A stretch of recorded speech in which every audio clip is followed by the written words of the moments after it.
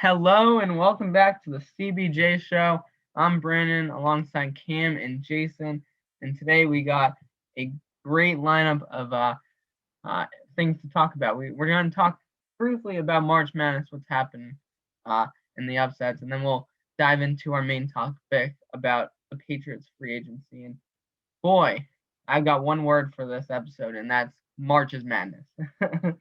We'll start with the college basketball, and if you're a college basketball fan, Friday was a happy day for you, even if you didn't have a team in the tournament. But that's because March Madness was back, first time in over 700 days, and this year we'll have a new champ as Virginia got upset. They were last champs in 2019. No tournament last year due to COVID. Like all sports, it was a weird year, but we're back. Even if people are wearing masks, it's better than nothing. So like I mentioned, Virginia was champs. They actually got knocked off, and I'll move into double-digit upsets. Uh, on Friday, we had Oral Roberts beat Ohio State, and that busted a lot of brackets. Oregon State was the only 12 seed to advance. They beat number 5 seed Tennessee. Uh, North Texas beat Purdue in overtime, and Rutgers beat Clemson as well. And we ended the night with Syracuse beating San Diego State. Saturday, we saw Ohio knock off the defending champs Virginia. Maryland, number 10 Maryland, beat number 7 UConn, and all the perfect brackets are now gone. Number 11 seed UCLA, after coming back in overtime to beat Michigan State, they beat number 6 seed BYU by over 10 points. And probably the biggest one of all was number 14 Abilene Christian beat number 3 Texas, both teams from the state of Texas, and that came down to some free throws with about 1 second left. And like I mentioned, no one has ever had a perfect bracket. There were none. There are no more perfect brackets this year, and it's insane because after Friday we had over 100 brackets correct. So the saying goes, you never have a perfect bracket. And with that, I'll hand it off to Jason, who will talk about Pat's free agent signings. Yes, free agency, it's been pretty big, a lot of excitement. As JJ Watt said on Twitter, free agency is wild, and that is definitely true. What we've seen here, a lot of teams they've made some big signings, but the center of attention, whether you're a Pats fan or not, is the New England Patriots, bringing in a lot of great talent to surround what we think is going to be Cam Newton as a starting quarterback, and also a very good defense. Just some other notes. We mentioned Cam, of course, re-signing, the Trent Brown trade, and also Marcus Cannon was dealt to Houston, and there's some picks getting moved around in there. But lots of signings. People were saying Cam can do well as long as he has weapons. Well, we have weapons now. First off, at tight end, they're only expected to bring in one of the major tight ends in free agency. And once the Patriots, the first one they picked up was Jonnu Smith of the Tennessee Titans, 4 years, $50 million with $31.25 million guaranteed. Last year he had 8 touchdowns and 448 yards on 41 catches, so we know he can get the job done. He's great in the red zone, as we know, and Bill Belichick has complimented him a lot of times, so they're happy to have him here. And after that signing, we thought that that was the only tight end major signing. Well, they got another great tight end to make a two-headed monster at tight end. You got Hunter Henry from the LA Chargers last year, who had 4 touchdowns, 60 catches, and 613 yards. 3 years, $37.5 million contract with $25 million guaranteed. So, with these two tight ends, it's like I said, a two-headed monster. Obviously, it's not what we had with Gronk and Hernandez back almost 10 years ago, but it's a slight downgrade from that, which Pats fans should be happy about. Cam Newton, if he is the starter, which is shaping up to be that way, will have enough weapons. So with these signings, do you think that Cam Newton will have a lot of his passing touchdowns might increase, and he'll find an easier way instead of throwing the ball to the ground like he did? We're going to start with Brandon. Yeah, well, I first want to talk about the two tight ends. I know Jason talked about Jonnu Smith, but it's actually Hunter Henry who I want to start talking about. And Bill Belichick praised him every time the Pats played Chargers, if they were from LA or San Diego. He loves Henry, and when Henry was on the market as a free agent, even though they'd already picked up Smith, I think Belichick wanted him as well. And it goes to show that we're gonna have a two-headed monster, not just an okay two-headed monster like Ryan Izzo last year. We've got Jonnu Smith and Hunter Henry for at least 3 years together. So, in my mind, this is a good decision. Yeah, like we said, the Patriots are going back to that Rob Gronkowski and Aaron Hernandez look with the two tight ends and the two tight end sets, which I think that fits to Cam's abilities, and I think he'll be able to make more throws than he did last year. Looking at his receiving core that he had last year, definitely was not the greatest. Definitely improved this year with the two tight ends and Smith and Henry, and the receivers Aguilar and Bourne. And now they still got Edelman and N'Keal Harry with Damian Bird that were on the team last year as well.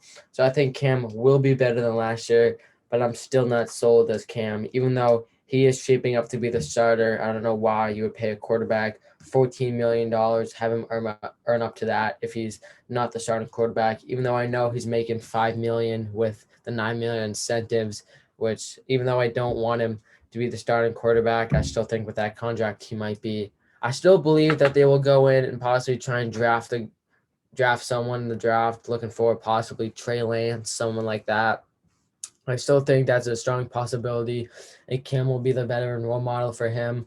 But other than looking at Cam and his abilities, I think this will definitely benefit him. These two tight end sets are going to be great. I know I want to see Henry on the Patriots, and it came through. And with Jonnu Smith, both of them, and I'm excited to see this new team. I think they're built for it. I love the additions on defense and the players they got back. And I think the Patriots are now a playoff team. And if Cam can really be the Cam he was, and then they can possibly have a long run in the playoffs.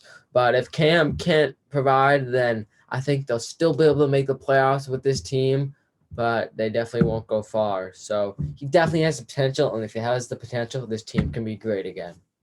Send it back to you, Jason. Yeah, I think if Cam can just I feel like he doesn't have to take a huge step up because we're not expecting him to turn to 2015 MVP form where he led the Carolina Panthers to a 15-1 record and into the Super Bowl where they're so close to being Peyton Manning in his final year with the Denver Broncos. And I think Cam Newton, he seems very motivated. He hasn't shown it on the field, but he works harder than most people in the NFL. And we've seen it in his workouts in the offseason. And with tight ends, he's worked very well with them in the past. For almost a decade, he had Greg Olsen, who might be a Hall of Fame tight end when it's all said and done, because he actually did retire a week or two ago.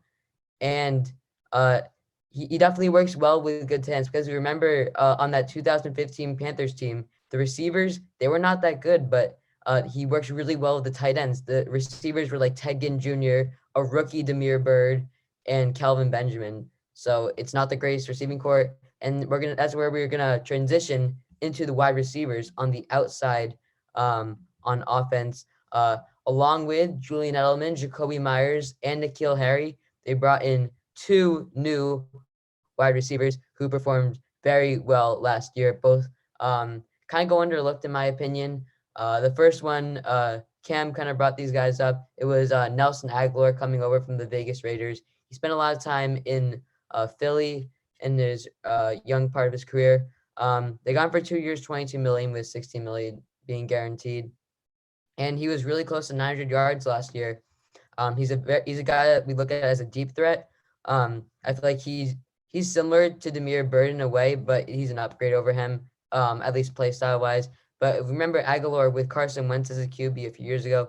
He was known as someone who drops a lot of passes, but he looked really good with Derek Carr last year.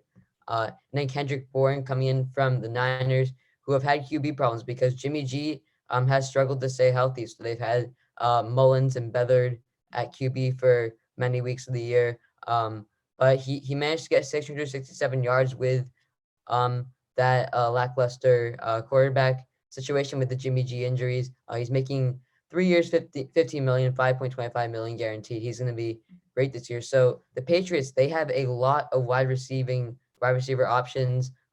Aguilar, Bourne, Edelman, Myers, and Harry. You definitely could see one of those guys getting traded, like N'Keal Harry, while his value is still high. Because I mean, N'Keal Harry, he would be the wide receiver 5 on the team if this depth chart stands up. And he obviously is not living up to what he was supposed to be, as he was a first-round pick in 2019. So with Aguilar and Bourne on the outsides, do you think Cam Newton's going to be able to improve his deep ball game? I think his completion percentage might go up, and he actually has been pretty good throughout his career. But we want to see those passing yards go up, and getting a deep threat like Aguilar, who we know can haul in those deep balls, and Kendrick Bourne is a great all-around receiver that is very Bill Belichick-esque, as we know. So how do you feel about Aguilar and Bourne being additions to this New England Patriots wide receiver depth chart, Cam? No, I like these additions to the team. I think Aguilar is a very fast receiver. He's a great deep threat. But, we saw Cam missed a bunch of those throws last year. So we'll see if he'll be able to do it this year. I think he should be able to, but I first want to talk about Aguilar's contract. As we know, he signed a 2-year, $22 million contract, which I think the Patriots overpaid for Aguilar, as John Brown signed a $3.8 million with the Raiders, a 1-year. Emmanuel Sanders signed a 1-year, $6 million contract, and Juju Smith-Schuster signed a 1-year, $8 million contract. So Juju's highest of that list was $8 million for 1 year, so that would be about $16 million for 2 years, and that's still about $6 million less than Aguilar's contract at $22 million for 2 years. So I think the Patriots did overpay for Aguilar, but he definitely is a good player. But is he worth that much money? We're about to find out. So, but as of now, I think they paid a little too much. But I think it will help Cam improve his deep game, as he's a great deep threat. He's very fast, and he is known for dropping some balls. I can't leave that part out. He's got some butterfingers, but he can get past that. Wear those grip boost gloves or whatever you got there, and hopefully that'll help him, and hopefully it helps the team out as well. Brandon, your thoughts? Yeah, I mean, I think you said it all. I mean, he can catch, he can drop, I guess. I mean, that's what a wide receiver is. And yes, Cam struggled with the deep ball, but I think he's going to need to learn to throw it deep to Aguilar. And I think those connections from deep throws from Cam to Aguilar could change the Pats this year. And I think maybe we did pay a little over for Aguilar, but on the other side, Kendrick Bourne, I think, is probably a great deal, and this one was definitely not overpaid. 3 years, $15 million, with 5.25 guaranteed. That's about $5 million a year, and he's definitely wide receiver 2. We still have Myers, N'Keal Harry, Edelman if he can come back. So I think Bourne was a great addition as well. Moving on, we had 2 centers news. We had David Andrews re-signing for a 4-year, $19 million deal, and Ted Karras, who came back from to New England after a year with the Dolphins, and that's 1 year, $4 million. Cam, you happy that David Andrews is back? And I can't mention that Joe Thuney signed a deal with the Chiefs, and your thoughts on that as well. Yeah, I'm very happy that Andrews is back. He's a leader of the team for sure. He's a guy that everyone will look up to. I am surprised that they brought him back, though, as they signed Ted Karras before him. So now they got 2 good centers on the team. Maybe we'll see them trade one of them. Who knows? We saw the Raiders lost a bunch of their offensive line. Maybe we'll see a trade or something like that. But I'm very excited to have both these guys back. They're very good players.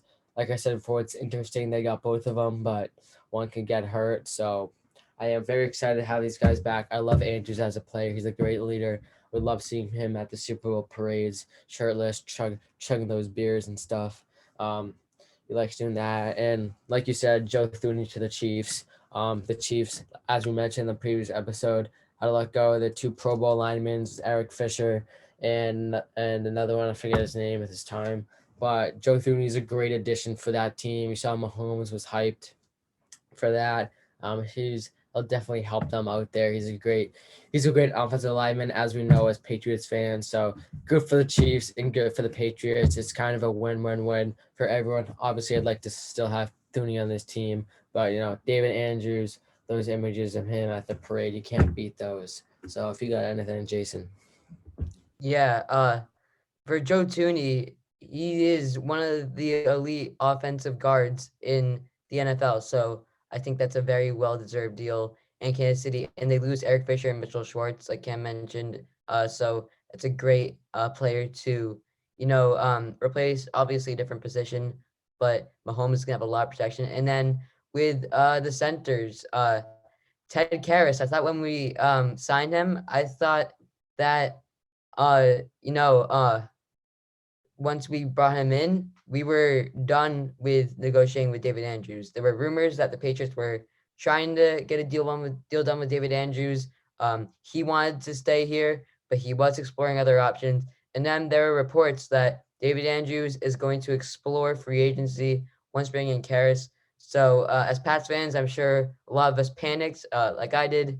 I was really nervous that Andrews would go elsewhere. It could have been like the Miami Dolphins swapping him for Karras because they were rumored to be that number 2 team to get him, but New England got him on a really good contract. It's pretty cheap for what he brings to the team. I think he could have got paid more, but I'm glad we got him for cheap money.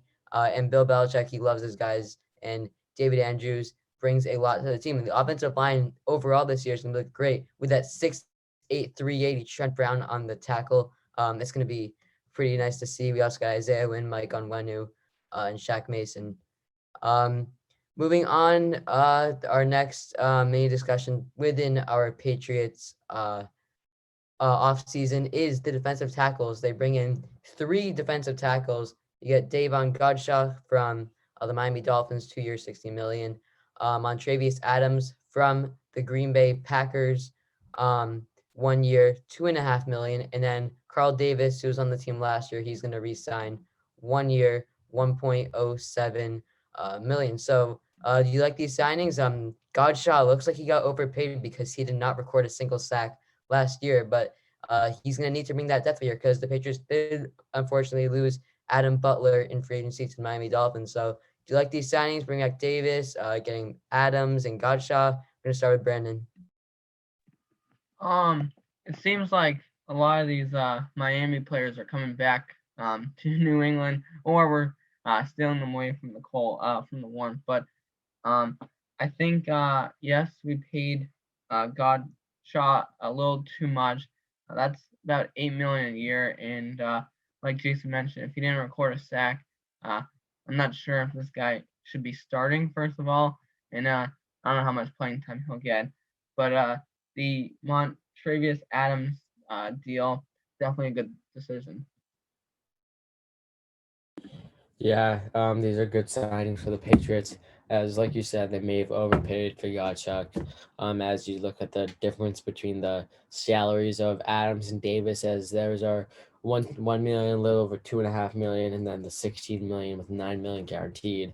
So that's more than a little more than maybe needed, but these guys should definitely impact the team as the Patriots definitely struggled with getting sacks last year. Now Trace Winovich was the main guy, and he struggled. The whole D line struggled with getting the QB last year, so these guys will certainly help with that. Yeah. Speaking of the defensive line, they did bring back Dietrich Wise Jr. 4-year deal, 22 million. But yes, Godchaux did get overpaid in my opinion. But he's a big dude. He can break some tackles, and we can see what he'll bring to the team because the depth has gotten thin there with that Adam Butler not re-signing, and Carl Davis. We don't know much about him. He's only seen the field a little bit, and then Montravius Adams. Didn't get much playing time in Green Bay. But yes, Dietrich Wise returning to the Patriots, 4 years, 22 million. It's a pretty good deal there because I don't think Wise would have gone to another team. And he was a big contributor when we couldn't get a sack. He was the guy to get in there along with Winovich and Adam Butler. And also Henry Anderson coming over from the New York Jets. 2 years, $7 million. So we're getting some depth here, but Lawrence Guy has not re-signed the team. There actually are some good defensive ends and edge rushers still available in free agency. So, Cam, do you like bringing in Henry Anderson from New York, and do you like giving Dietrich Wise a long-term deal that will get him on the team through the 2024 season? I think Dietrich Wise is a great player. Like you said before, he's great to get back, get to the QB, get to the line. So I like that Dietrich Wise signing. It is a lot of money, but I think he's worth it. He's a great player. Love seeing him play. Obviously, didn't play as much last year. And Henry Anderson, I really don't know too much about him as he was on the Jets. Uh, I assume he's can get the job done, as Bill Belichick's one of the greatest coaches of all time, if not the greatest. So if he believes in this guy, I guess I have to too, and hopefully he can step it up. As like you said, Patriots didn't have Dante Hightower last year, as he's an opt out from last year, but he will be back next year, so that will also help the team get to the QB more. So I like both of these signings. I like how Dietrich Wise plays. I like that he's on the team for a while, and I'm excited to see what Henry Anderson can do, as I really don't know too much about him yet. Yeah, I think first off, re-signing Wise, 100% the right decision. And I've been thinking about this when I heard this come that Henry Anderson came from the Jets, and I was thinking about what the Pats would do if they would trade to the Jets. We know they don't like to trade with the Jets a lot, and we thought, okay, maybe Sam Darnold's gonna come. I don't see any like Rashad Perryman, or one of the wide receivers coming, and I guess I couldn't say I'm a little too surprised that it's a defensive player, that's coming over, but like Kim mentioned, I guess Bill has confidence in, so do we. Moving on, linebackers that are coming back. Kyle Van Noy is coming back after 1 year with the Dolphins, and the Pats signed two-time Pro Bowler Matt Judon from Baltimore, and also signed Raekwon McMillian from the Dolphins. I'll start with Cam on this one. Are you happy to get Van Noy back? In addition to getting Van Noy back, the Pats will also receive a 5th round compensation pick. So your thoughts on both Van Noy returning and the extra pick?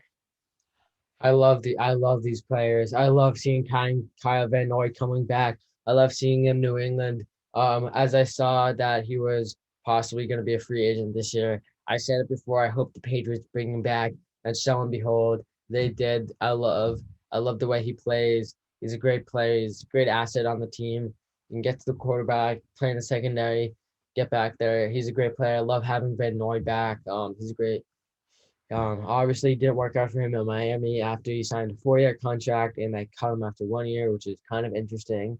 But he's back, and the Boogeymen are back as well. And as for Matt Judon, he's a great player from the Baltimore Ravens. As we see him, he was sad that Shefty broke the news before he did. So little fun fact for you there. But Judon's a great player. He's a great pass rusher. As it says, he's a 2-time Pro Bowler.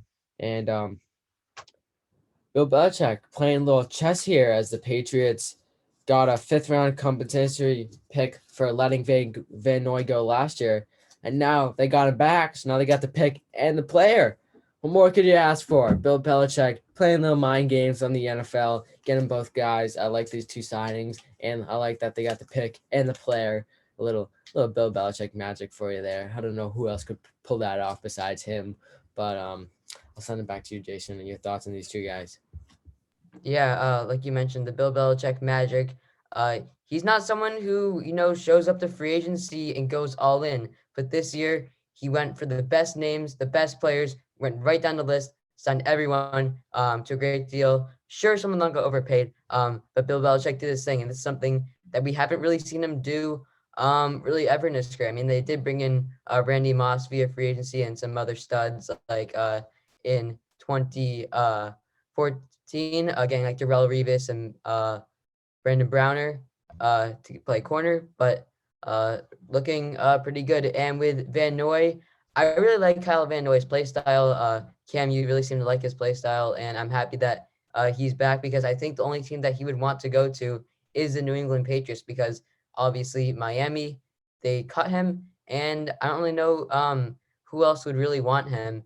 But the thing that I'm a bit worried about with Van Noy is that uh, after week one of the NFL season when the Patriots beat the Dolphins 21-11.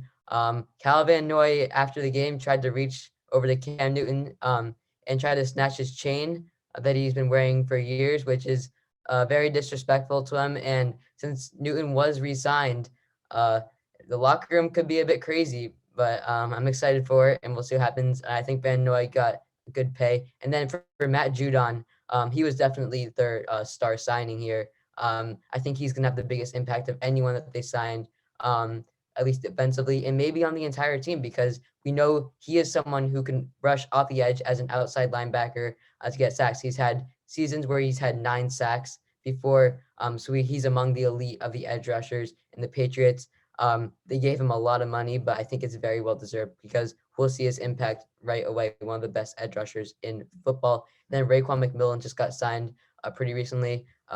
Don't know much about him. I know he's been doing his thing in Miami, and I'm happy that we get some good depth there. As we also have Hightower hopefully coming back, and Juwan Bentley's always there. Moving into the secondary at cornerback, Jalen Mills, the Green Goblin, coming in from the Philadelphia Eagles. 4 years, 24 million. I personally think he got a bit overpaid because his production in the past few years has gone a bit down. He's got a Super Bowl ring with the Eagles. He's been part of that defense for many years, the heart and soul of that secondary, in my opinion. He's been there for many years, and the Patriots are going to have him locked up through 2024. And also another note in the secondary, Patrick Chung is retiring. Sad to see him go, but the Patriots are moving on to some other guys like Kyle Duggar. But Jalen Mills joining that secondary with Stephon Gilmore and J.C. Jackson, Jonathan Jones. The list goes on and on. We're pretty stacked in the secondary at cornerback. So, Cam, what are you thinking about Jalen Mills in this signing? You think he got overpaid, and you like our depth at corner? I don't think he got overpaid as it's 9 million guaranteed. I think that's a fair contract, 9 million guaranteed, can earn up to 24 million. So I think that's a pretty fair contract for him. Um, he's a very versatile player, as you saw. He can play safety, he can play corner, he can play anywhere in the secondary pretty much. So Bill Belichick, we know he likes versatile players, and that's what Jalen Mills brings in. He can play every position you need him to do, and I think he's a good fit for the Patriots. As you know, they can put him anywhere on the field, and he can do the job and lock up well, get those clamps done. So I like the way he plays. He fits in the Patriots program. Bill definitely likes him as he's a very versatile player, and I think he'll fit well with this team. And no, now we got Mills and Gilmore, and then McCourty back there, I think, and J.C. Jackson as well. So I think those are great players, and Patriots defense, woof, get them back up there again as they were good last year, but even better now. Yeah, I think the Pats defense is really good this year. And I think I heard a stat that they were one of the top 10 defenses last year, and that was before all these signings. So they were a top 10 defense last year. That means the defense is going to be one of the best this year. And Bill went out, not just defense, but offense. And I think no matter who's at quarterback, if it's Cam, if it's a rookie from the draft, or if it's someone we trade for in the offseason, I think the Pats are going to be a scary team. And I think Jalen Mills coming from the Eagles, I think this is a good signing. And no, this is not overpaid. Moving on to our last discussion, and it's the special teamers. Nick Folk just signed a new contract, 1 year, 1.62 million. The interesting thing with special teams is there is now a 3-player race, and with Nick Folk, Roberto Aguirre, and the Patriots pick last year, Justin Rohrwasser. So there'll definitely be competition, and Bill loves his competition. And Justin Bethel, he was great last year. I think one of his highlights was against the Chargers when he saved a punt from going into the end zone and for a touchback. And Cody Davis, I think that'll be good. I think the Pats are back, baby. Yeah, 100%.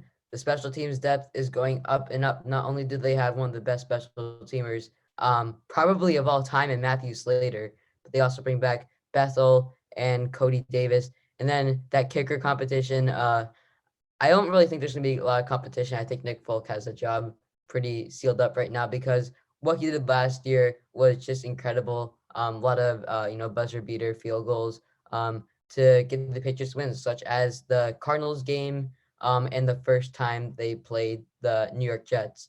So we know Nick can be very clutch, and he was probably the MVP of the team last year if it wasn't J.C. Jackson or Jacoby Myers, because that Patriots team somehow got out 7 wins, and Nick Folk was the reason for a good chunk of them. And I'm really happy for that. And just in general, training camp, every single position is going to be so competitive for where people line the depth chart. Even if we bring in the third quarterback into the training camp to go along with Stidham and Cam Newton, it'll be really competitive. Running backs always competitive. I'm really excited to see Damian Harris and Sony Michel compete for that number 1 spot, because the Patriots also, they're losing some depth this offseason because James White is still a free agent. Rex Burkhead is still a free agent. They do have JJ Taylor, I believe, on roster. So very, very excited for this training camp. Now on to our sports updates. I got a quick NHL update for you guys. As in the Central Division, Tampa Bay leads that division with 46 points, with Florida right behind them at 44. In the Honda West, we got Vegas up in front, along with Colorado, Minnesota, and St. Louis trailing. And in the Scotia North Canada Division, we got Toronto, followed by Edmonton, Winnipeg, and Montreal as a playoff team there. And in the Mass Mutual East, we got the Washington Capitals, followed by the Islanders, the Pittsburgh Penguins, and the Boston Bruins. A quick note on the Bruins, as their 2 next games have been postponed, as the Bruins sadly have been COVIDized. They got 5 players on the COVID list, which include Jake DeBrusk, Craig Smith, David Pastrnak, and Sean Corrali. And it's unfortunate, but hopefully they can bounce back and get going, as they're still in the playoffs right now. They have a 3-point lead on the 5th place team, the Philadelphia Flyers, with a game in hand. So they can still get back into 4th place if they beat the teams ahead of them. That's where the NHL stands, as we are about a little under a week past the midpoint of the season, with around 20, 24, 25, 30 games left for some teams. So Bruins looking good so far. Hopefully they can keep it up and get better, as we are nearing the end, halfway done, as I send it over to Jason for our MLB update. Yeah, spring training, we are still in the middle of it. We have about a week or so to go in spring training. It's been looking pretty good. We've seen all teams participate. Some innings, some games have been limited innings, probably because of COVID, or it might just be a spring training rule. I'll have to look into that a bit more. But the number of transactions, they're starting to go down. But a notable one was Boston Red Sox. They're going to lose center fielder JBJ, Jackie Bradley Jr., as he has agreed to a deal with the Milwaukee Brewers. As always, we had the 2 divisions in spring training, the Cactus League and the Grapefruit League. The Cactus League is led by 2 teams at a tie at the moment. It's the Chicago Cubs and the Kansas City Royals. And the Grapefruit League is led by the New York Yankees.